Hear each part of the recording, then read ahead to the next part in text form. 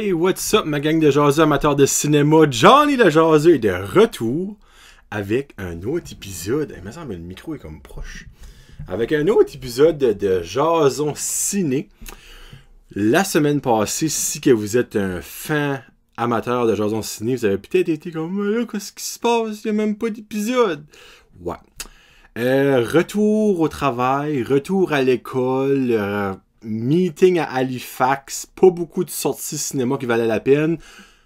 Je m'ai dit, je vais garder le film que j'avais vu cette semaine-là pour un plus gros show. Donc cette semaine, je vous offre 2 reviews de films, ce qui sont 47 Meters Down Uncaged, puis Where'd You Go Bernadette. Weird. Vous direz weird?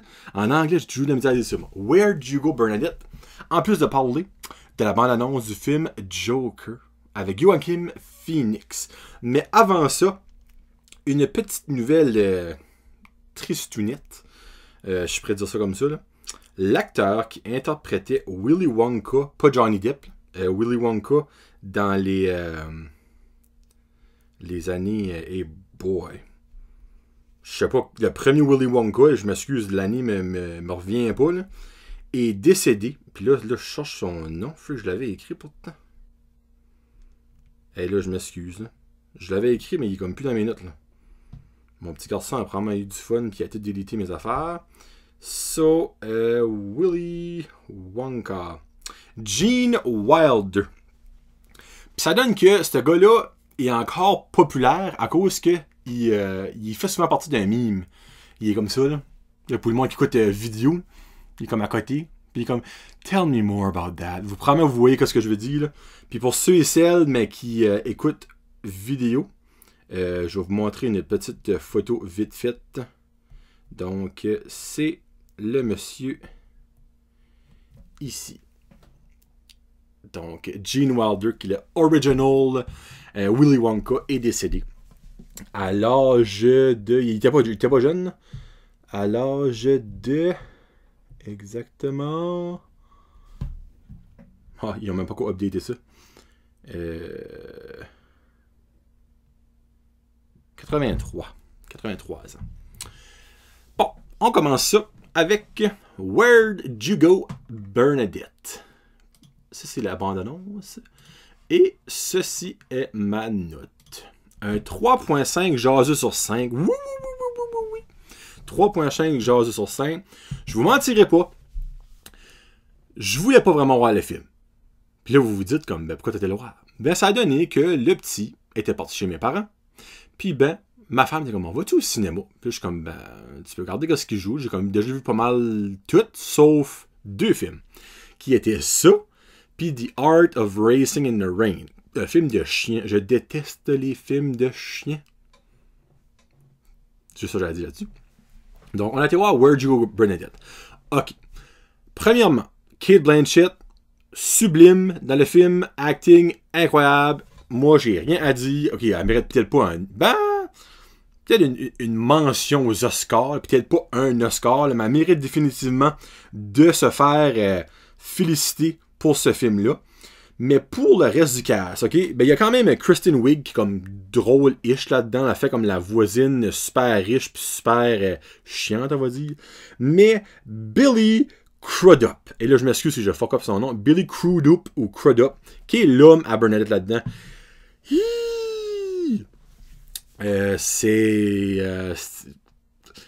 Comment je prédis ça? Je l'ai déjà vu dans d'autres films, mais tellement pas marquant que je me rappelle pas.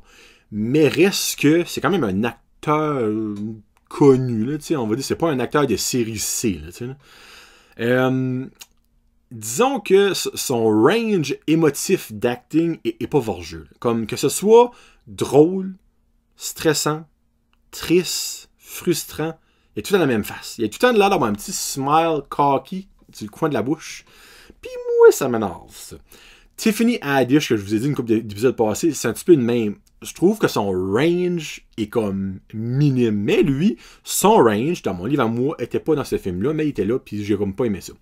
En gros, L'histoire, c'est que Bernadette rencontre ce gars-là, Billy Crudup, là, qui lui est un inventeur, puis il y a une de ses inventions qui est achetée par Microsoft, puis il devient multimilliardaire. Mais Bernadette, elle, c'est une architecte de renom mondial. Là, comme c'est une étoile montante dans le monde de l'architecture.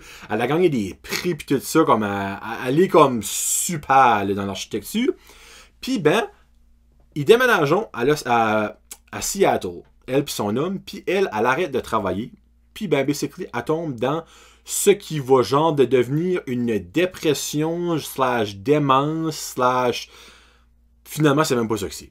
En gros, elle a perdu son mojo. Donc, elle rencontre son ancien prof d'université, puis lui dit, toi, t'as été mis sur la terre pour inventer. Si tu inventes pas, t'es une nuisance à l'humanité. C'est rough, en tant que même, mais c'est un fact. Puis c'est là que ça la kick in. Quand que finalement, elle trouve un énorme projet en Antarctique, puis ben, sa flamme renaît, elle redevient la Bernadette, puis tout ça. Puis, il n'y a pas d'action dans le film. C'est pas dad comique. Il y a une couple de petits bouts qui est comme drôle-ish. C'est vraiment un drame about perdre, comment je peux dire, perdre sa flamme sacrée, là, tu sais, comme quand tu t'aimes de quoi, puis le monde sait que tu l'aimes, puis t'es bon dans ce que t'aimes, t'arrêtes de le faire, ben le monde se pose des questions, mais pourquoi t'arrêtes de faire ça, t'étais si bon, mais elle, c'est en fond, ça revolve around ça. Tout le monde pense qu'elle est crackpot dans la tête, tout le monde veut qu'elle soit un psychologue, puis tout le monde pense qu'elle fait une dépression, mais finalement, elle a perdu son mojo. Puis ben, elle fait un super bon acting, vraiment, moi, je lève mon chapeau, c'est un de ses bon film que moi j'ai vu. Là, comme un de ces excellents films que moi j'ai vu. Donc 3.5 genre sur 5. Ma femme a trouvé ça correct. Elle a probablement pas donné ça. Moi j'ai vraiment aimé le meaning du film. J'ai vraiment aimé le acting. J'ai aimé comme. Tu sais, comme. Des fois, oui, il y a du monde dans la vie, ça va pas bien. Mais c'est pas tout le monde qui va pas bien, qui sont en dépression ou qui ont un problème mental, tu sais. Il y a, c'est d'autres choses, mais on dirait de nos jours, tout est facile de relier à la maladie mentale. Oui, don't get me wrong, il y a beaucoup de monde qui le sont, puis ils doivent être médicamentés, mais c'est pas tout le monde. Donc, c'est un petit peu comme une petite tape dans la face à ça, de notre société de nos jours, que c'est facile de dire, bah, problème dans la tête, médicamente-toi. Mais faut faire plus que ça, tu sais. Puis ben ça, c'est un bon exemple d'une personne, parce que ça peut arriver à n'importe qui. Oui, c'est un film, là, c'est de la fiction, là, mais ça peut arriver à n'importe qui. Là. Donc, moi, j'ai vraiment aimé ce meaning-là. Vraiment aimé, ce n'est pas quelque chose que je vais vous parler souvent avec le film 47 Meters Down Uncaged, que je donne une note à la Midsommar de 0.5 jaseux sur 5. Oh boy! Premièrement, 47 Meters Down, le premier, j'avais actually aimé ça jusqu'à la fin. La fin là, m'a fait haïr le film. Tu sais, ça arrive souvent dans des émissions de télévision que t'adores la série au bout, puis quand ça arrive à la finale, c'est comme, c'est de la merde. Là, tu oublies tout le reste, puis t'aimes juste plus ça. Mais moi, 47 Meters Down, c'est exactement ça. J'avais vraiment aimé le film. Jusqu'à ce que ça arrive. Mais 47 Meters Down Uncaged, j'ai détesté du début à la fin. Effets spéciaux de marde, irréalistes. Il y a des poissons qui crient. Il y a des requins aveugles. Il y a des calices de requins partout là-dedans où ce qui devrait même pas en avoir, où ce que c'est même pas imaginable qu'il y en a. Le acting! Au début, je m'ai dit, freak, c'est comme le fun. Sophie Nellis, qui est une actrice québécoise, joue dedans. Je suis comme, Colin, c'est peut-être un beau petit tremplin pour elle. Et elle a été sur le tremplin, mais elle a piqué un esprit de débarque, ok? Ben, là, c'est elle la meilleure actrice des pis là-dedans, ok? T'as la fille à Sylvester Stallone. Je sais pas si c'est son acting debut, son premier film. J'ai même pas pris la peine de rechercher parce que Chris, j'espère qu'elle prend sa retraite right now. Mauvaise actrice! Oh! Tu sais, quand tu dis, elle est dans la game, en cause son père, c'est Rocky, là, pis c'est Rambo, là, mais ça, c'est le plus bel exemple. Comme, tu sais, il y a le garçon à Clint Eastwood, Scott Eastwood, il est actually legit bon. Elle, zéro point de barre.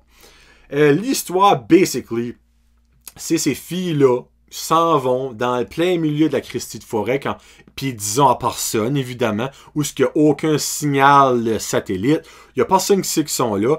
Puis ben, le père de Sophie Nellis, puis une des Noires, dans le fond, c'est comme, il y a une fille noire, puis Sophie Nellis, puis c'est du demi-sœur, avec les deux amis de la fille noire, s'en vont. Puis ok, petite side note, tu sais, le casting 100% culturel, t'as Sophie Nellis, qui est la fille blanche ben normale, t'as la fille noire, t'as la fille asiatique, puis t'as la domée.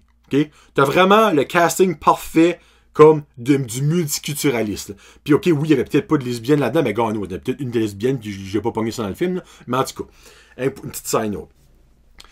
Basically, ils trouvent une cave mayan dans dessous de la mer, obviously. Puis ben là, rentrons là-dedans. Puis là, ben c'est sûr, faut pas venir vous toucher parce que la seconde, il y a quelque chose qui touche, ben il y a de la poussière qui va dans l'eau, puis on voit plus rien pour des heures. Évidemment, qu'est-ce que vous voyez venir?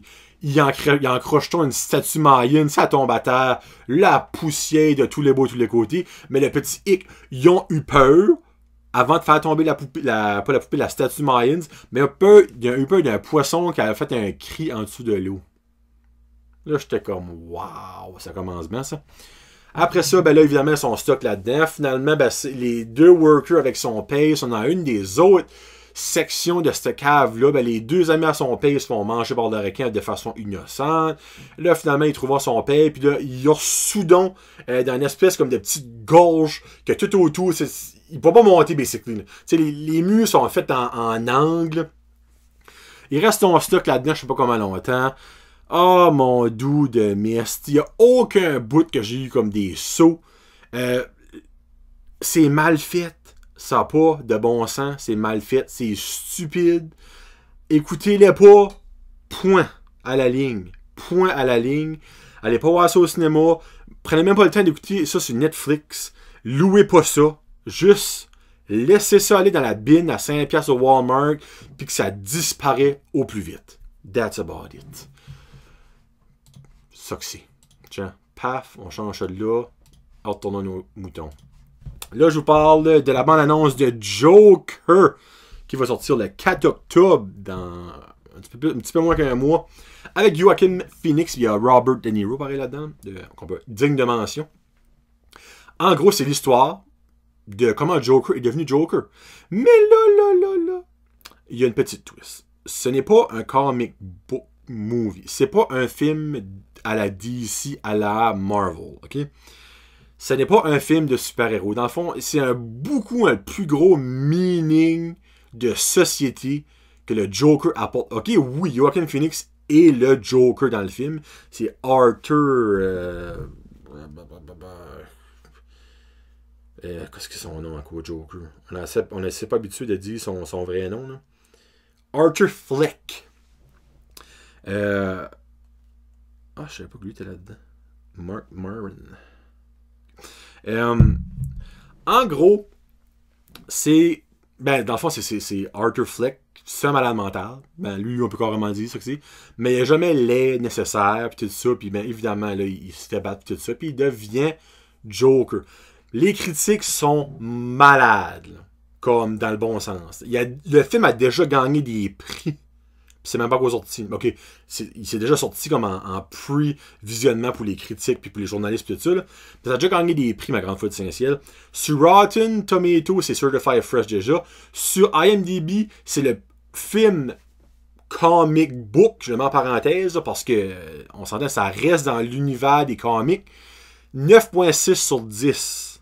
Comme c'est du jamais vu là, dans n'importe quel des films qui a sorti de Marvel ou DC right now. Là. Ok? Ça a l'air que Joaquin Phoenix est incroyable. Comme le monde parle déjà comme qu'il n'y a aucune chance qu'il y ait personne qui gagne si lui est nominé pour les Oscars. J'ai écouté beaucoup de personnes qui l'ont vu. Spoiler free, évidemment, c'est des reviews spoiler free.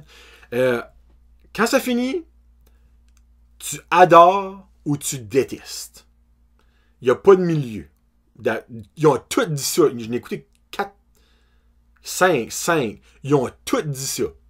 Les 5 ont adoré. Ça donne que les 5 connaissaient du monde, peut-être du monde qui était avec eux autres, de leur famille, des amis, qu'on détestait. Si tu vas là, en espérant voir Batman, voir ça, ben tu te mets le pied, tu te mets une fourchette dans l'œil. Tu n'auras pas ça. C'est vraiment les racines de Joker. C'est vraiment sa jeunesse, son adolescence, sa vie adulte, avant qu'il devienne Joker. Puis, ben, à la fin, ben là, ça là, il y a une bonne twist, mais évidemment, ils n'ont pas dit la twist. Là. Il y a souvent des bouts. Tu vois Bruce Wayne / Batman en jeune. Tu vois ses parents.